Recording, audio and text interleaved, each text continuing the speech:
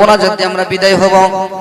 আমার নবীর আশিক পাগল উম্মে খাওলা সাহাবীদের জীবনে আলোচনা করলে দেখা যায় ইতিহাসে আসছে আমার নবী যখন যুদ্ধের ময়দানে শহীদ হইয়া যায়, সাহাবীরা শহীদ হইয়া যায়, নবীজি দুইটা দন্ত মুবারক শহীদ হইয়া যায়।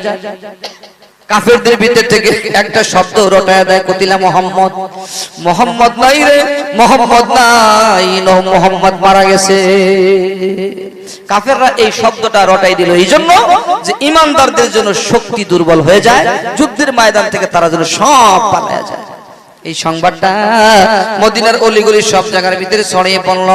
উম্মে খাওলা একজন মহিলা সাহাবী, তার দুইটা সন্তান যুদ্ধের ময়দানে নবীর সাথে যুদ্ধ করতে যায়। স্বামী যুদ্ধ করতে যায়, বাবাও যুদ্ধ করতে যায়। এবার তিনি সংবাদ পাইলেন কতিলা মোহাম্মদ দুনিয়াতে জিন্দা নাই, জীবিত নাই। এই অবস্থাতে উম্মে খাওলার মন ঘরে